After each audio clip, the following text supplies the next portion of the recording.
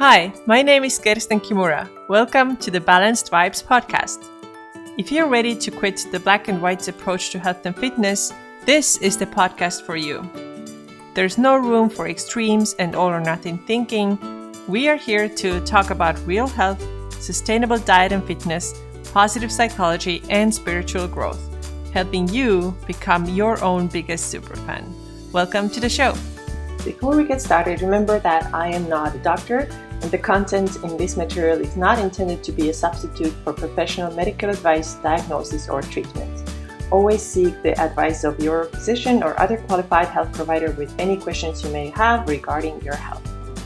Hey everybody, welcome back to the next episode of the Balanced Vibes podcast. My name is Kirsten, and as always, thank you so much for being here and listening to my thoughts on the scale. So this is what we're going to talk about today, and more importantly, why the scale isn't the best way to measure your success, and what are some of the other ways to measure your success and show you that your eating has been better, your exercise has been better, your stress management strategies are paying off. So what are some of the things that you start experiencing and may not show as a number change on the scale?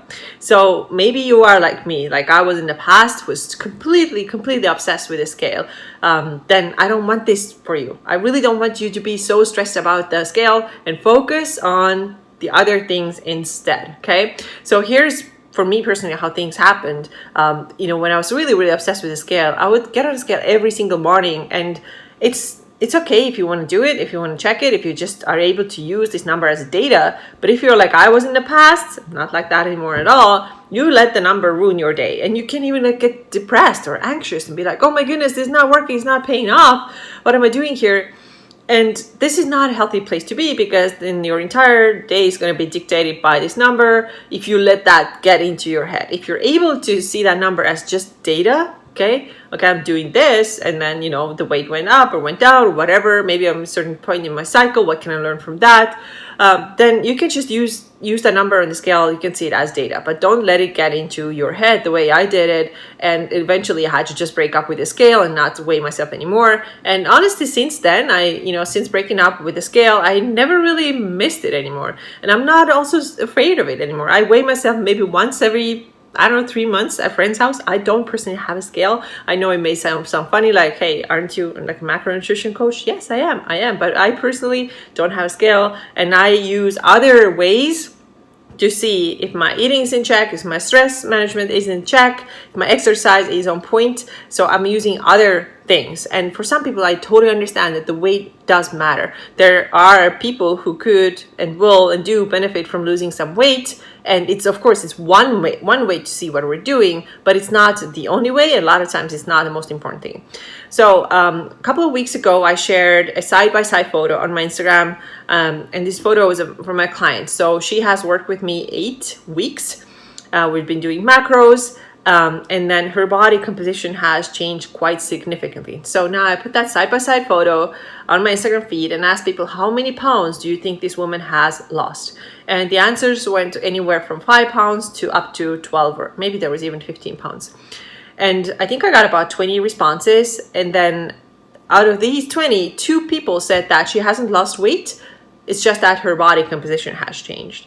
And this was actually the right answer, because this woman has lost not no weight at all, but she had lost about half a pound. Okay, half a pound.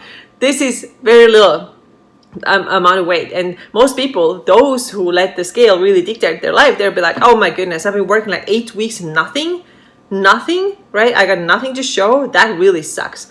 But luckily, this woman knows better. She knows that she's feeling better. She looks a lot better. She PR'd in her front squat. She has so much more mental clarity. She's telling me that she's feeling much better, and she's not getting stressed out about the fact that the scale has not changed. So today I want to share with you some ways how you can actually see the progress, measure the progress, even if your weight on the scale does not change. And the first thing we can use to judge whether we're doing the right thing or not is that are our clothes fitting better and measurements going down. So this is something that I use with a lot of my clients, and even even if they just started, so many of them already after the first week they tell me that I feel a little bit leaner, like my clothes are a little bit looser. I don't feel like I have to unbutton my pants or like barely get my pants up. And then when they take their measurements after 4 weeks or 8 weeks, they see a clear difference. But first thing is how they start feeling in their clothes. And it just feels nice to fit into your clothes. Okay, so this is the first thing. And a lot of times when we have body recomposition, because we are increasing our lean body mass, the muscle mass, and decreasing the fat mass, and because muscle takes up less space than fat does, then we just get a little bit smaller. So our measurements may go down and it may not be reflected on the scale change, right? So again, I think one time I covered this in this podcast too, people say that muscle weighs more than fat. No, it's actually not true. 1 pound of muscle still weighs 1 pound of muscle, and 1 pound of fat still weighs 1 pound, even though it's different materials, so to speak. The thing is just that muscle is more dense, so it takes up less space, so that you now look smaller, your measurements are a little bit down, and maybe your weight didn't even change. So the first thing how you can measure your progress is that, are your measurements down? Are your clothes fitting a little bit better? The second thing is you're getting stronger. So if you're doing it right, if you're getting your protein up, and if you're doing the strength exercise the way I'm recommending, you are going to see strength gains at the gym too. And this is pretty much guaranteed, given that your sleep is on point as well and your hydration is on point as well. So the same woman that I'm talking about, who side by side, I posted on Instagram the other day, she told me that she PR'd her front squat. So front squat is the squat where the barbell is not sitting on your shoulders, but it's in front of you. You have your elbows in front of you.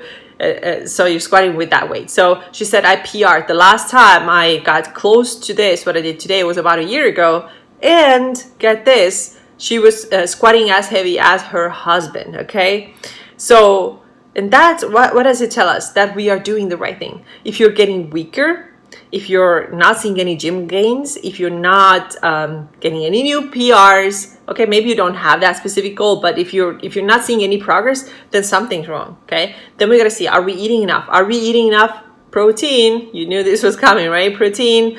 Are we resting enough? Are we recovering enough? So all these things are part of our lifestyle. It's not only about nutrition, it's the whole lifestyle, but nutrition of course plays a big part in it. So now when we see that we are crushing new PRs at the gym, to me this is amazing. And again, the same woman that I'm telling you about has not lost weight. So she was 140 pounds, she's 140 pounds also 8 months later.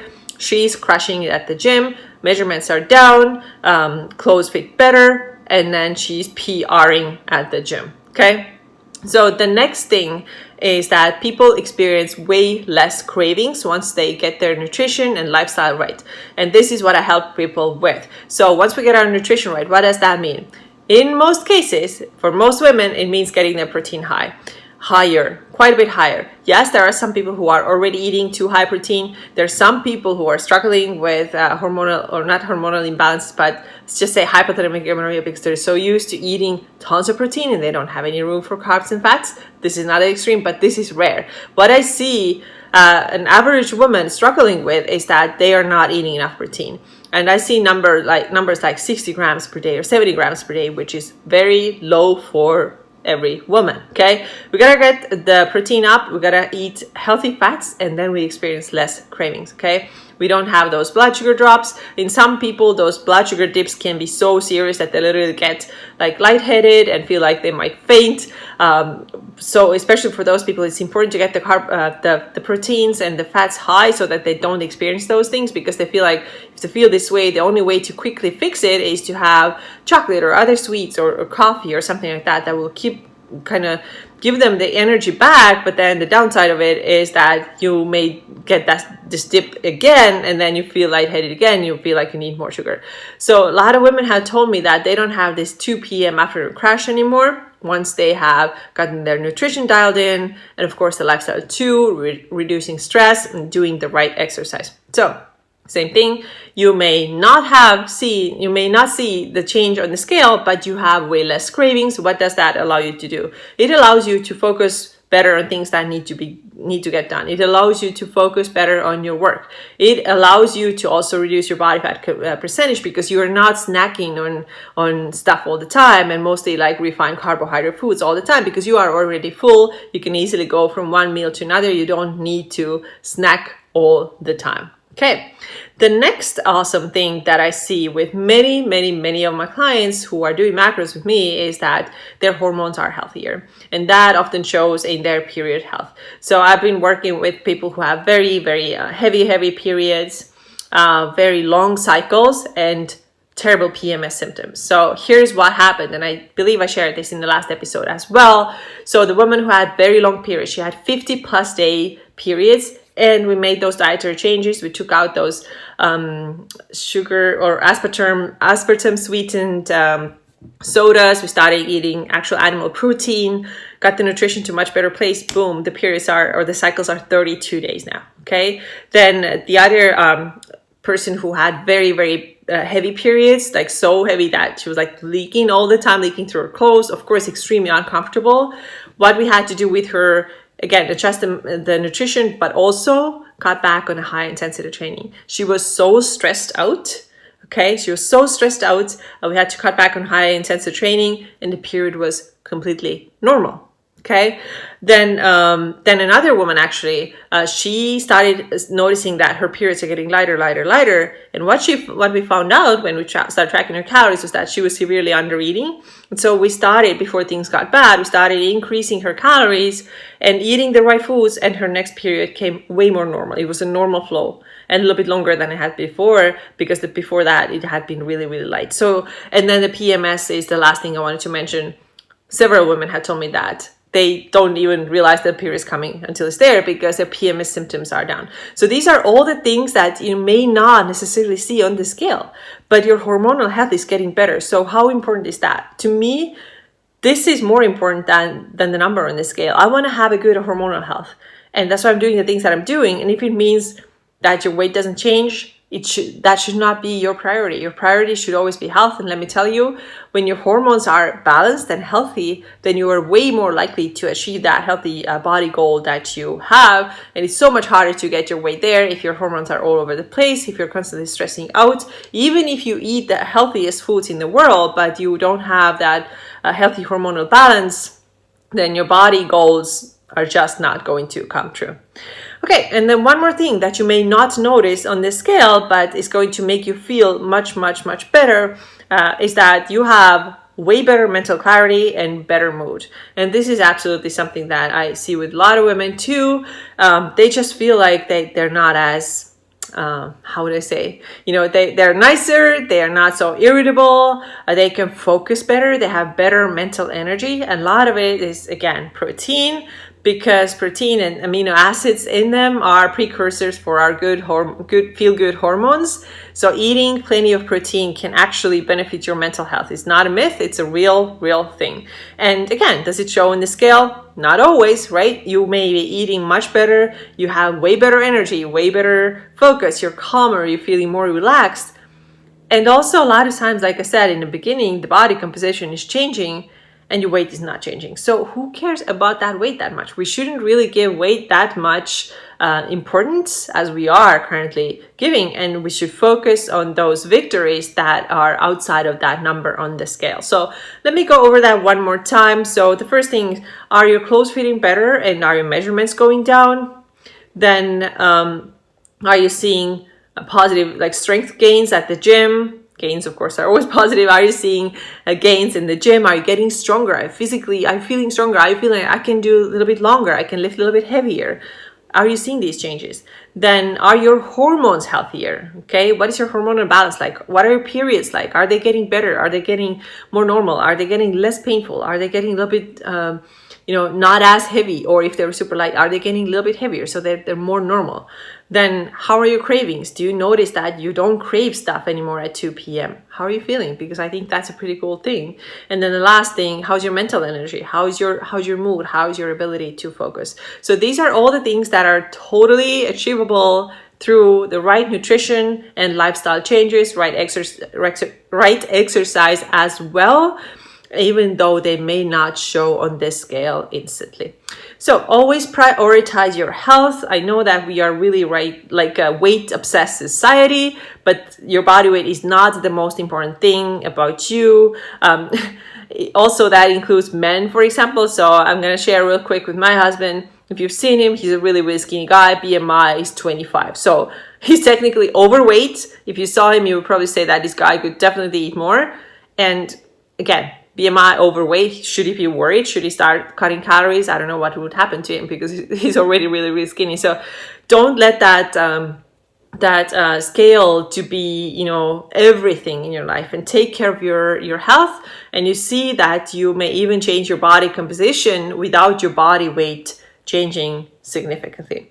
So this is my message for you today. Let's be a little bit more about the scale, a little bit more relaxed, and notice the changes in our health, in our mood, in our vitality, in our strength, and all that. And these are going to be better indicators of our health and our success. So that's all I got for you today. If you have any questions, please reach out. If you're interested in working with me, I am taking a couple of more clients.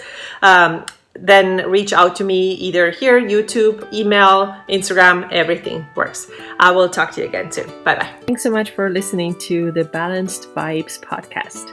If you liked the episode, please subscribe and also leave a 5-star review on iTunes. For more about me, check out my website, urbanjane.co. Yes, that's CO and not com. And connect with me on Instagram, where my username is Kirsten Kimura. That's KERSTENKIMURA. Until next time.